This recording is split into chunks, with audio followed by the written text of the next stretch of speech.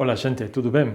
Sou Jorge Puente. Sejam bem-vindos ao mundo da magia da transformação e ao nosso vídeo de hoje, onde nós vamos falar um pouquinho da civilização antiga, a que nos precedeu, e dos vigilantes, aqueles seres que causaram um caos tão grande que terminou dando no dilúvio universal. Como falo sempre para vocês, antes de começar o vídeo, inscrevam-se no canal, apertem a campainha.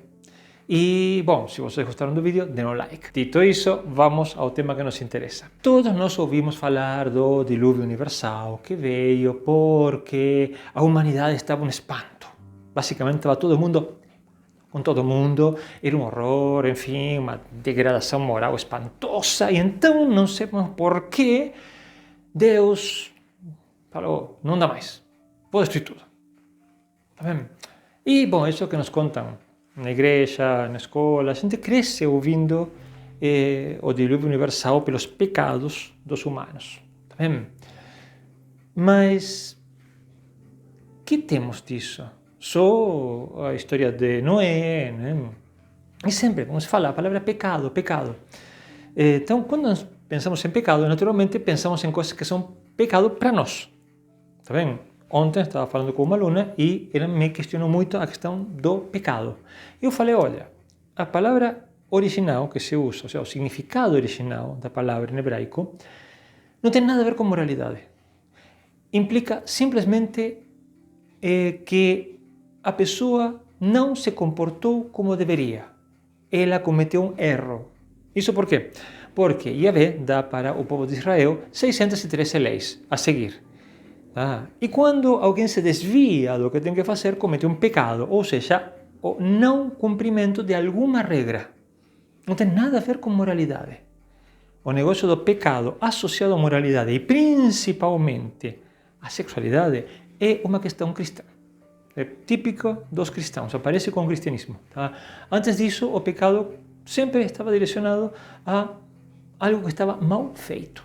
Mas então, o que estava mal feito? O que aconteceu nessa civilização anterior, cujos restos estão pelo planeta inteiro? Não vê quem não quer. Por quê? Porque é óbvio, quando a gente encontra um monstro como as pirâmides, ou algo mais monstruoso ainda como Baalbek, que os nossos antepassados não tinham tecnologia para fazer isso. Alguém fez. Mas o que aconteceu? Quando aconteceu, nós temos ideia. Uns 10.500 anos atrás. Ok? O impacto do cometa Clovis. Desastre absoluto, maremotos gigantescos, terra contaminada com água do mar, misturada com água doce, enfim. E o colapso da civilização. Nesse momento, se nos acontecesse algo semelhante, mesmo que sobrevivesse muita gente, voltaria para a Idade de Pedra, né? Por quê? Porque nós perdemos todo o tecido tecnológico. Realmente, nossa civilização está montada sobre a tecnologia, mas essa tecnologia está em camadas. Então, se nós perdemos um pedaço ou uma camada, perdemos grande parte do resto. Um evento como o cometa Clovis, por exemplo, se repetisse hoje, mesmo que não matasse muitas pessoas, poderia ser catastrófico em matéria de que nos retrocederia 300, 500, 600 anos, de repente. Mas tudo bem, continuando, vamos falar do que aconteceu naquele momento. 10.500 anos atrás, 11.000 anos atrás, o cometa Clovis bate na calota polar, nesse momento estávamos com unidade de gelo, produz um degelo absurdamente rápido, com maremotos, etc., acaba com tudo. Muito bem, mas o que aconteceu? O que estava acontecendo nesse momento? A resposta está no livro de Enoch, que, como todos os livros antigos e proibidos, é difícil de ler. E quando a gente lê, sempre lê com o filtro teológico. Então, aí fala do pecado e a gente pensa, está fazendo um monte de coisas erradas. Aí falam de soberba, falam dos anjos, enfim. Mas no livro de Enoch se introduz algo muito interessante, que são os anjos rebeldes. Tema recorrente e que sempre dá medo. Os anjos podem ser rebeldes? Não estão submetidos à vontade de Deus, um Deus todo-poderoso, omnipotente, omnisciente, omnipresente. Como um anjo pode ser rebelde? Bom, esse problema do Deus omnipotente, omnipresente e omnisciente é uma coisa que vem desde sempre e eu cresci ouvindo as explicações dos padres sobre isso, tá? Os pastores dão as mesmas. Basicamente, o que está na Bíblia não concorda com essa visão, tá? Do Deus universal que está em todas partes, que vê todo, que ouve todo, enfim. Obviamente, Yahvé na Bíblia não é assim. Mas no livro de Enoch, a coisa fica mais interessante ainda, porque os anjos não têm nada de etéricos, não têm nada de energéticos, são caras que interagem diretamente conosco. Então, o que estava acontecendo naquele momento? Bom, o que tudo indica, vamos falar da primeira parte do livro de Enoch, ok? Até o momento em que Enoch é enviado com a mensagem. O planeta estava sob a vigilância, o cuidado, de uma série de seres, Malakim, obviamente, liderados por Shamiasa. E estes seres tinham por finalidade guiar a humanidade. Até aí, tudo bem. Ok? É muito interessante pensar isso porque, embora no livro de Enoch, que, diga-se de passagem, é um livro não canônico para a maior parte dos cristãos, né? Eu acho que só nas igrejas da Etiópia que ele é canônico, mas para a maior parte do mundo cristão ele não é canônico, não querem saber que esse livro existe. Mas lá se deixa ver que esses anjos, uma vez que tomam o poder, começam a se perder nesse poder. Mas o que eu ia falar é que é interessante que não deixa claro por que Elión, o Altíssimo, se retira e deixa a terra sob o cuidado desses anjos. Mas é como que se eles saíssem por algum motivo, vão voltar depois de um tempo. E quando voltam, se encontra uma tremenda bagunça. Tá bem? O que aconteceu? Shamiasa e seus companheiros fazem um acordo. Por quê? Porque, é interessante, eles olham para os seres humanos e encontram as mulheres muito bonitas. Esse negócio de Shamiasa e os amiguinhos dele ficarem afim das nossas mulheres era uma coisa bastante conhecida. Eles não só ficam afim, eles decidem descer aqui na Terra e fazem isso. Descem aqui e, segundo fala o texto, tomaram tantas esposas quanto quiseram e começaram a ter filhos com elas. A coisa continua, avança e, em algum momento, os seres humanos, os justos, gritam por socorro. E os gritos chegam até o Miguel, que é um ser muito interessante. Já falamos um pouco dele, mas vou dar uma característica simplesmente no nome. Micael significa aquele que é como um El, ou seja, aquele que é como um Elohim, indicando que ele não é um Elohim, mas é como se fosse. Então não fica claro se isso é porque ele é um mestiço, tá? Ou se é porque ele pertence a uma casta diferente. Mas uma coisa sim fica clara, que Miguel sempre está em contato com seres humanos. Ele é definido como príncipe protetor de Israel, coisa muito rara porque Yahvé em teoria cuidava de Israel, né? Mas parece que Miguel sempre está em contato com seres humanos, ouvindo e defendendo. E Miguel, naturalmente, leva as coisas para Elión, que fica pé da vida, o que está acontecendo. Mas por que fica pé da vida? Porque se tem uma coisa que os Elohim parecem abominar, é o cruce entre eles e os seres humanos, a menos que seja em condições muito controladas em laboratório. Tá bem? Que aí eles criam o que eles querem.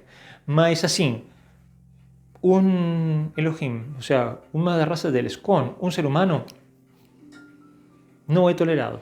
E Shamiasa não só teve um caso, todos eles começaram a ter esposas humanas e filhos que nasceram, segundo dizem, gigantes, ou seja, não eram humanos. Eram muito maiores, com muita mais força física e muito violentos. Então, também aqui temos outra coisa para pensar. Hoje é um vídeo para a gente especular um pouco sobre o que se esconde por trás das escrituras, né? Uma coisa que fica bastante claro é que quando se produz uma hibridação, quando tem uma mestiçagem entre os Elohim e os humanos, entendendo que os Malakim pertencem à mesma estrutura genética, né? São Elohim de casta militar, tá? Os resultados são seres muito violentos ou psicopáticos, que naturalmente não são controláveis. Então, para os Elohim são um problema. E, aparentemente, esta civilização, que talvez seria a Atlântida ou a civilização imediatamente anterior à nossa, parece ser que, devido à grande influência dos vigilantes, se desenvolveu tecnologicamente muito rápido. Então, óbvio que era uma coisa de alta tecnologia para um grupo. Porque algo também muito chamativo é que, em volta desses grandes monumentos, não tem restos de cidades. É como se a tecnologia estivesse em um grupo mais ou menos restrito. O resto ia como ia, né? E aí vem toda a debacle. Ou seja, de alguma forma, os Elohim aparecem novamente e encontram essa bagunça. Ou seja, os caras que tinham deixado para vigilar os seres humanos, de repente, estão tendo filhos com os seres humanos. E aí Elión fala, chega. Passa o rodo e começamos tudo de novo. Esse passa o rodo e começamos tudo de novo, com o dilúvio, é outra coisa que chama atenção. Por quê? Porque nós sabemos que os Elohim não têm problema nenhum em fazer massacres, ou seja, exterminar povos inteiros. Se, neste caso, eles não conseguem destruir, porque naturalmente eles primeiro destroem os filhos dos anjos, falam claramente, vamos destruir todos os filhos de vocês e depois vamos penalizar vocês, coisa que fazem, né? Julgam, condenam e prendem embaixo das montanhas, deixam enterrados, etc. Porque simplesmente não destruíram os pontos que tinham sido contaminados, digamos assim, por Shamiasa e os amigos. E a resposta para isso é que possivelmente o grau de hibridação tinha sido imenso, tanto que não conseguiam mais controlar. Não era matar meia dúzia de híbridos, meia dúzia de filhos dos Elohim, de Ben Elohim, era um planeta inteiro. Então os caras simplesmente deixaram que o cometa Clovis fizesse o serviço dele, né? E aniquilaram tudo, com exceção de, naturalmente, Noé, certo? Que era diferente, era geneticamente puro. Tá bem? Esse negócio de geneticamente puro se repite também depois em Caim e Abel, sendo, por exemplo, Caim filho de Eva com a serpente, com Nahash, tá? Ou seja, um ser de aspecto de serpente, um aspecto reptiliano, e Abel sendo filho de Eva com Adão, tá? Quer dizer, geneticamente puro, humano, ok, adamita. Em cambio, outro mestiço. Quando Caim mata Abel, tá? Eles depois têm a Set que toma o lugar de Abel. E esse negócio da pureza genética é algo que obsessiona, aparentemente, aos Elohim. E parece ter um fundamento. Repito, parece que quando se mistura a genética deles com a nossa, sem controle, dá seres muito violentos. E aí, possivelmente, o planeta estava cheio desses seres. Elión e a cúpula manda arrasar tudo e começamos de novo. E realmente o que acontece?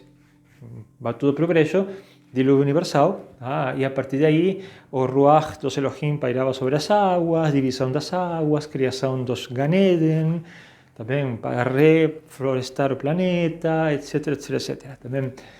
Mas é interessante pensar nisso. O que estava acontecendo antes? E aparentemente o que estava acontecendo foi um processo de hibridação, ou seja, entre anjos e humanos, que terminou dando uma civilização muito desenvolvida, possivelmente muito dividida em castas, e altamente instável. Tá bem? Soma-se a isso, pelo que fala em algum vídeo Mauro Bilino, né, que talvez um dos problemas que tinha também era o fato do poder destes seres, ou seja, estes Malakim podiam entrar na vida das pessoas e fazer verdadeiros estragos. Como falam, tomavam as esposas que queriam, ou seja, pegavam qualquer mulher que queriam, em qualquer circunstância, destruíam o que queriam. Então era uma presença muito visível e muito negativa. Tanto que eles sabem que estão fazendo errado, fazem um acerto entre eles para responder todos juntos, tá? E finalmente terminam sendo castigados. A tal ponto eles sabem que estão errados que quando Enoch é enviado a falar com Azazel tem medo.